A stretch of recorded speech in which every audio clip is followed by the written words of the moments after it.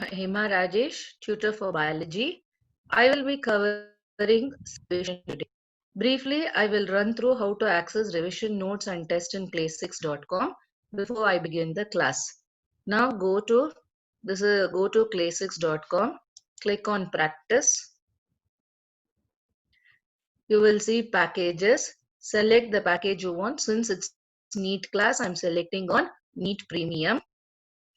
Here you will find subject-wise tests in physics, chemistry, biology. Now since it's biology 11th, I will click on this. Now you will see lot of chapter-wise tests being created. These are created keeping in view the complexity of the textbook and also its importance in NEET exam. Now let me explain what each bubble stands here.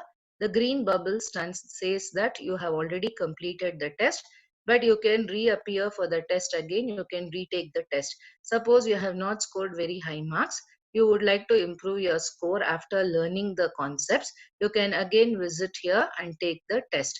Blue bubble indicates that you have not taken the test yet, and this last red bubble shows that it's a randomized test. So as the complexity I said increases, in the randomized test it will be of uh, a mixed bag of complex questions and simple and easier questions.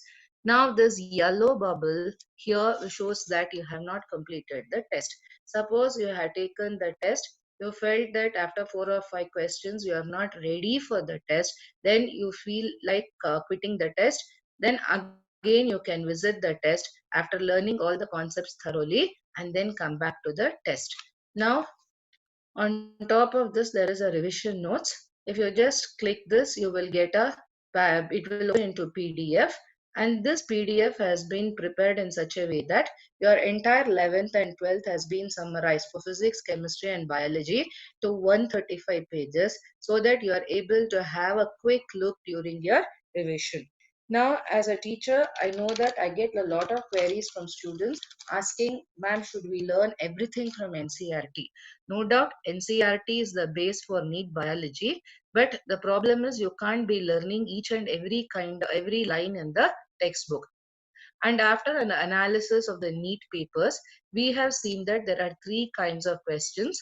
One is NCERT based, second is direct from the previous year's question paper, and third is the modified questions. So based on the NCERT questions, approximately 68 to 70 questions in the examination are directly asked from the NCERT books.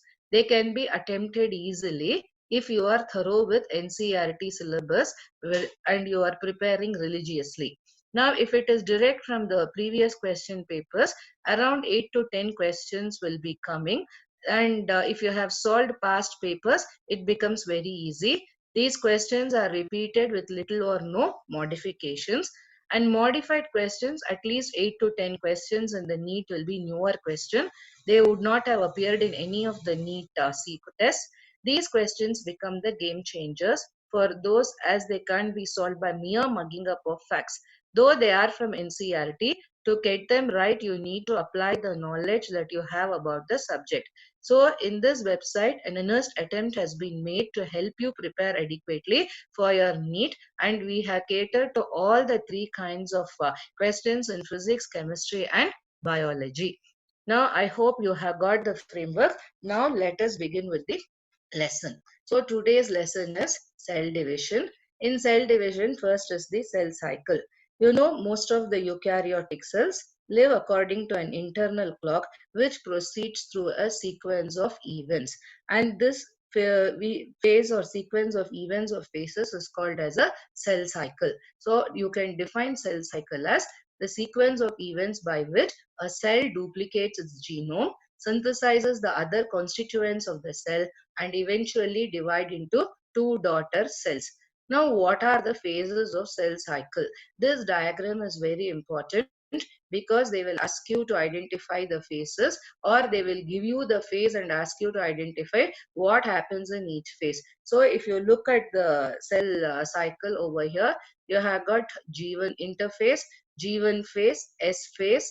The interphase has got G1 phase, S phase, G2 phase, and M phase can be either a mitotic phase or the meiotic phase. So broadly, if you look at a cell cycle, it is divided into interphase and M phase. So interphase will be having G0, G1 and G2 and S phase, and M phase could be either mitosis or meiosis.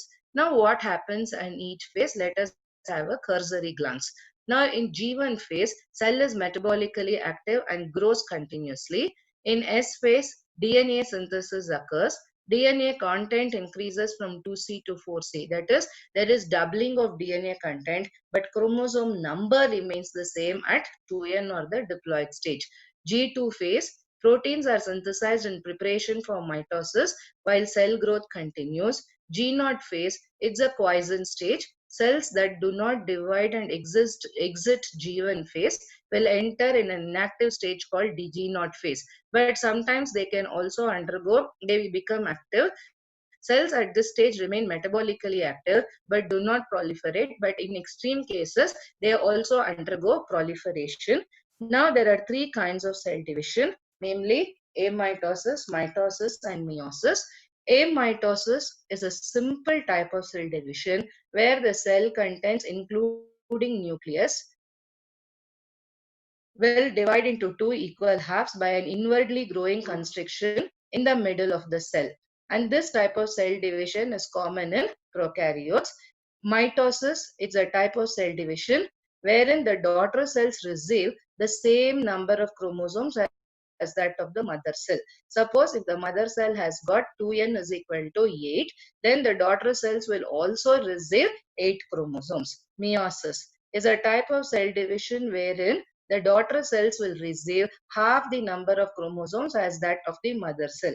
If the 2n number is 8 in the mother cell, daughter will receive only n number, that is haploid number, that is only 4 cells. Now let us look into mitosis. So first let us look into mitosis. As I explained to you earlier, it's a type of division that occurs in somatic cells, wherein the chromosome number in the daughter cell is equal to the chromosome number of their mother cell. So in the somatic cells, if you fall, sometimes what happens, you would have the skin would have slought off, and after some time newer cells you can see being formed. So this is due to the mitosis, because cells have started multiplying to cover the wound, and that is why the fresh skin is being formed. Like this, mitosis happens in the somatic cells. Now what are the different phases of mitosis? Prophase, metaphase, anaphase, and telophase. Now what are the key points have been has been captured in the form of this organizer along with the diagrams.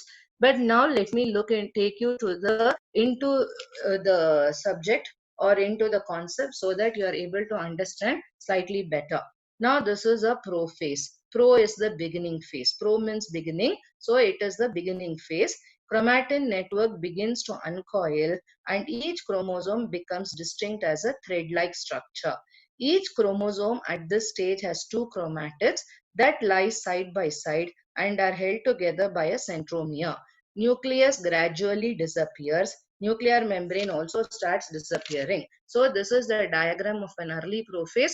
This is the diagram of a late prophase. See why I am projecting you all these slides are, these diagrams are very important from the examination point of view. One thing is they will ask you to identify the stage, or they will ask you to give you the, looking at the stages, the key events have to be identified. Now for the key events, that's why I said we have captured both in our PDF so that it becomes easier for you. The next phase is meta. Meta is coming to the middle. So the chromosomes will be aligning at the middle. That is why it is called as metaphase. Nuclear membrane and nucleolus disappear, marking the beginning of the metaphase. Chromosomes become shorter by further coiling. Chromosomes become distinct and become visible under proper staining under a compound microscope. Chromosomes orient themselves in the equator of the cell in such a way that all centromeres are arranged in the equator, forming the equatorial plate. Now, two chromatids face towards one pole and the other chromatids in the opposite poles. Spindle fibers. So, these are the spindle fibers that are raised from the opposite poles and other chromatids. So, these are the spindle fibers. They are raised from the opposite poles and they are attached to the centromere. The fibers are made up of proteins, and these proteins are rich in sulfur containing amino acids. That is very important. At late metaphase, centromeres will divide and now chromatids of each chromosome are ready to be separated. So this is the transition to the metaphase. You see that from the prophase, they are all trying to align at the equatorial region, and in the metaphase, they have aligned at the equatorial region. Ana is going up. So meta is coming to the middle, ana is going up. Now we have already seen division of centromere marks the beginning of the anaphase. Spindle fibers have started contracting. They have almost disappeared from the center because they have started pulling the chromatids up chromosomes. Now, when the chromosomes move towards the opposite poles, they assume V or J-shaped configuration. Variable shapes of the chromosomes are due to the variable position of the centromere. Now, the last stage is the telophase. Telo means end. So that is what is known as the telophase. At the end of the anaphase, chromosomes reach opposite poles. They uncoil, elongate, become thin and invisible. Nuclear membrane and nucleolus will reappear. Two daughter cells are formed, one at each pole.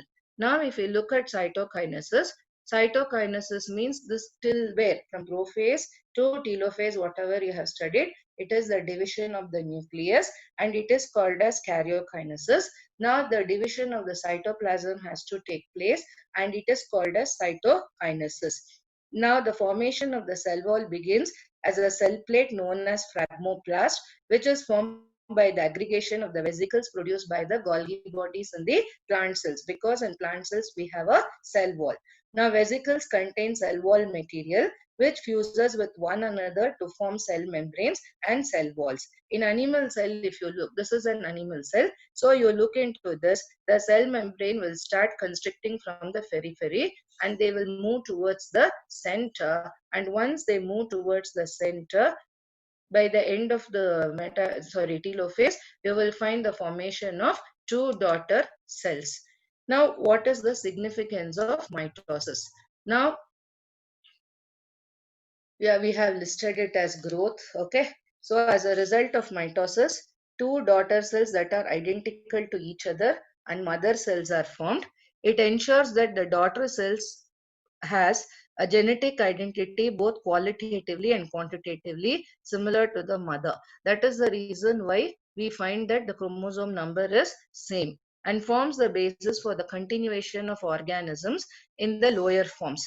So asexual reproduction of lower plants is only possible by mitosis. Vegetative reproduction in higher plants by grafting, tissue culture method are all the consequence of mitosis.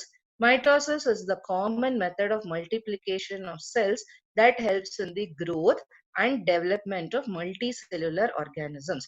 Now, mitosis helps in the regeneration of lost or damaged tissue and in wound healing. Chromosome number is maintained constant by mitosis for each species. So this is about the mitosis. Whatever in your text that goes for 4 to 5 pages, everything has been covered in this PDF very briefly and very with the key points that are required for your examination purpose with the diagrams. Now let us look into meiosis. So meiosis is a special kind of cell division that reduces the chromosome number by half, resulting in the formation of four haploid daughter cells. So where does it occur? It obviously has to occur in the gametes, that is during the formation of gametes or gametogenesis in plants and animals.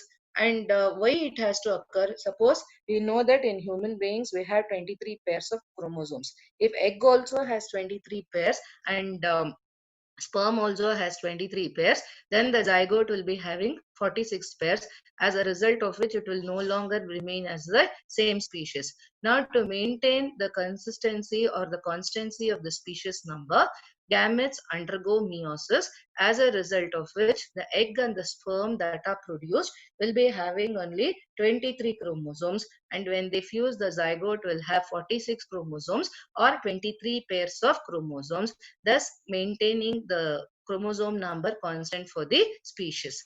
Now let us look into meiosis. So it involves two sequential cycles of nucleus and cell division called meiosis 1 and meiosis 2. Now, interphase occurs prior to meiosis, which is similar to interphase of mitosis, except S phase is prolonged. Now, this is the way I have broadly we have put it as a table. Meiosis is divided into meiosis 1, interphase 2 is a short interval, and meiosis 2. So here meiosis 1 is divided into prophase 1, metaphase 1, anaphase 1, and telophase 1. Now, prophase 1 is the longest stage and it has got 5 substages. So, the 5 substages are leptotene, zygotene, pachytene, diplotene, diakinesis. So, you had to remember the order means remember LZP D square. So, if you remember LZP D square, you will be getting the stages in the sequential order. Meiosis 2 is again made up of prophase 2, metaphase 2, anaphase 2, and telophase 2. Now, this is about the meiosis 1. The details are all given here. Now, for a better explanation purpose, I'm going to show you in the slide. Now, let us look at prophase 1. This is the cell under prophase 1, and these are the substages. That is leptotene, zygotene, pachytene, diplotene, and diakinesis. Now let us look at each stage here. Now during prophase 1, chromatin becomes clearly visible as long thin twisted threads which appear as distinct chromosomes. They become short and thick due to dehydration and spiralization. Centrioles form the asters which migrate to opposite poles. A spindle is formed about that time. The nucleolus and the nuclear membrane disappear. Prophase 1 lasts for longer duration than the prophase of mitosis. Prophase 1 is divided into leptotene, zygotene, pachytene, diplotene, and diakinesis. Now let us look into leptotene. It is also called leptonema. Some books will use leptonema, zygonema, pachynemia, diplonema, and diakinesis. It is one and the same. During leptotene stage, the volume of the nucleus increases and chromatin material condenses to form long thread-like structures. They appear as beaded structures. Chromosomes are double. The double nature is not distinct and hence they appear as single-stranded structure. Chromosomes at this stage take up specific orientation inside the nucleus. Telomeric ends of all the chromosomes converge towards one side of the nuclear membrane, appearing as a horseshoe structure. Biologists call the horseshoe-shaped structure as a bouquet stage. Centrioles repel to form asters and move towards the opposite poles. Now, here centrioles repel and you can see the asters have started moving to the opposite poles in the next stage. It's the zygotene. It is the stage of chromosome pairing. The homologous chromosomes come closer and they start pairing together. The phenomenon of pairing of homologous chromosome is called as the synapsis. Each homologous is now a bivalent. Pairing is so accurate that some biologists have called the stage as a zipper stage. Chromosomes continue to undergo condensation and asters keep migrating towards the opposite poles. Now, pachytene. Pairing of homologous chromosome is completed. Due to a high degree of condensation, chromosomes become thicker and shorter. Now bivalence will appear as 4 strands. Pachytene is often referred to as tetrad stage and bivalence with 4 chromatids as tetravalent. During pachytene, genetic material gets exchanged between the non-sister chromatids of the bivalence, and this is known as the crossing over. Crossing over is a mere reshuffling, redistribution, and natural exchange of genetic material of the two parents between the two homologous chromosomes. Now, due to this crossing over, the genetic recombination is seen, and this produces variations which play a very vital role in evolution. Now, crossing over between two non-sister homologous chromatids can produce different gene combinations. Enzymes like endonucleases and most importantly, it is the recombinase are involved in this process. Crossing over takes place at various points along the chromatids. Now, the next stage is the diplotene. After completion of the crossing over, the synapsed chromosome will have to repel each other during diplotene stage. Separation is not complete since They are held together at the points of crossing over. So these points are called as the chiasmata, which will appear as X structure. The X, that is the letter X, under a microscope. Now the number of chiasmata per bivalent depends on the length of the chromosome, and shape of the bivalent depends on the number of chiasmata.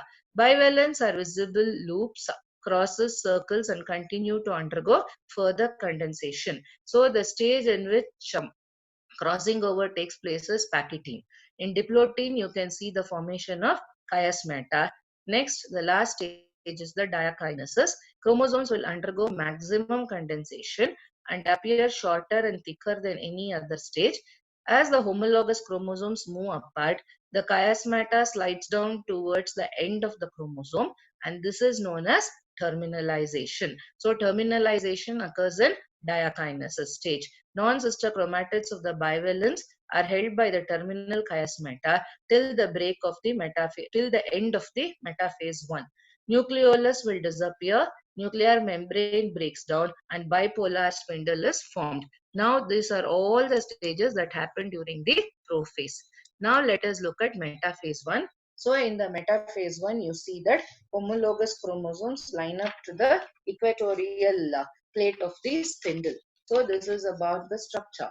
They orient in such a way that the centromere of each chromosome of the bivalent become attached to the groups of chromosomal fibers of the opposite poles, because they had to be pulled towards the opposite poles. And orientation is important because it ensures in reduction of chromosome number. So the next stage you find here is the anaphase. It begins with shortening of chromosomal fibers attached to the centromere of the homologous chromosome. Now here can you see the color here? Here it is blue and it is yellow, it is yellow and it is blue. That means to say there is an exchange of the material that has undergone. That is the reason why you find the color changes or the color differences are being shown here. Now anaphase. It begins with the shortening of the chromosomal fibers attached to the centromere of the homologous chromosome. Each chromosome of the bivalent is pulled towards the opposite poles of the spindle. During anaphase 1, the homologous chromosomes are separated, but the centromeres of the chromosomes do not split. This results in number of chromosomes being reduced to half the original set. Now each homologous chromosomes of each pair that moves towards the opposite poles is therefore made up of two chromatids which are held together by a centromere. Due to crossing over in the pachytene stage, there has been an exchange of chromosomal segments between non-sister chromatids. Two chromatids of a chromosome do not resemble each other in genetic constitution, and anaphase 1 ends with separated set of chromosomes reaching the opposite poles. Now at the end of anaphase, they would have reached the poles, and this is the telophase 1. So almost identical to the telophase of mitosis, except that each set of chromosomes at the poles is now haploid. Chromosomes appear like thread-like. Asters and spindle fibers will disappear. Nucleolus reappears, and nuclear membrane is formed around each chromosome. Now this marks the end of the telophase 1 or the karyokinesis. Now again, as we have seen, after karyokinesis, it has to undergo through a brief interphase, it will undergo and then get into meiosis 2. So in the meiosis 2, it is similar to that of mitosis. So if you look at prophase 2, nuclear membrane disappears, chromosomes become compact. In metaphase 2, chromosomes will align at the equator, microtubules from opposite poles of the spindle get attached, and kinetochore of the sister chromatids are formed. In anaphase 2, simultaneous splitting of the centromere of each chromosome occurs, allowing them to move to the opposite poles. Telophase 2 and cytokinesis, two groups of chromosomes get enclosed by a nuclear membrane. Cytokinesis follows, resulting in the formation of a tetrad of cells. Now, what is the significance? Means formation of gametes. So, this is seen in gametes as I have explained it to you. Now, because, and I also told you during crossing over, there is recombination of the genes that takes place, reshuffling of the genes take place, as a result of which it results in genetic variability. And this is very important because variations form the raw materials for evolution. And third important thing is it maintains the chromosome number in sexually reproducing organisms. So this completes the lesson. So whatever the lesson, it goes for so many pages with so many diagrams. It has all been clubbed and put under a PD in this PDF in such a way that it is easier for you to remember, and it is also easier to revise. So having this package as a study in your study books would be an asset. Now let us go to the test. One is the cell cycle and cell division. Let me take the test.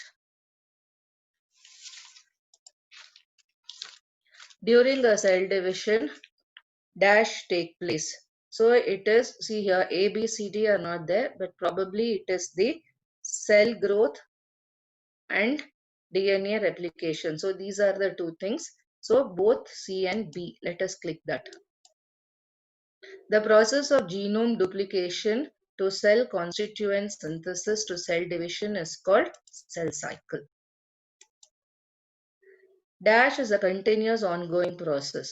Mitosis is a continuous ongoing process, while meiosis occurs only at the specific stage of the cell cycle, because mitosis occurs in the somatic cells. It helps in regeneration of the cells, repairing and replacing of the cells. So it's an ongoing process.